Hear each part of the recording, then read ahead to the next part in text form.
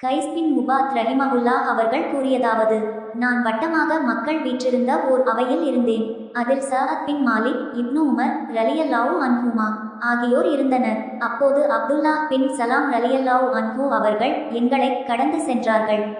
அப்போது அங்கிருந்தவர்கள், இவர் சொர்க்கவாசிகளில் ஒருவர் என்று கூறினர். உடனே நான் அங்கிருந்து எழுந்து அப்துல்லா பின் சலாம் ரலியல்லாஹு அன்ஹு அவர்களிடம், மக்கள் இப்படி கூறினர் என்று சொன்னேன். அதற்கு அவர்கள், அல்லாஹ் தூயவன், தமக்கு தெரியாததை சொல்வது எவருக்கும் தகாது. அவர்கள் இப்படிச் சொல்வதற்கு காரணம் ஒன்று உண்டு. நான் ஒரு கனவு கண்டேன். ஒரு பசுமையான பூங்காவில் தூண் ஒன்று வைக்கப்பட்டிருந்தது. பின்பு அது அங்கு நாட்டப்பட்டது. அதன் மேற்பகுதியில் பிடி ஒன்று இருந்தது. அதன் கீழ் பகுதியில் மின்சப் ஒருவர் இருந்தார். அப்போது என்னிடம் இதில் ஏறு என்று சொல்லப்பட்டது. நான் அதில் ஏறி அந்த பிடியை பற்றினேன். பிறகு அதை பற்றி அல்லாஹ்வின் தூதர் ஸல்லல்லாஹு அலைஹி வஸல்லம் அவர்களிடம் தெரிவித்த போது, அல்லாஹ்வின் தூதர் அவர்கள், அப்துல்லா பலமான பிடியான இஸ்லாமிய நெறியை பற்றிய நிலையில் இறப்பார் என்று கூறினார்கள்.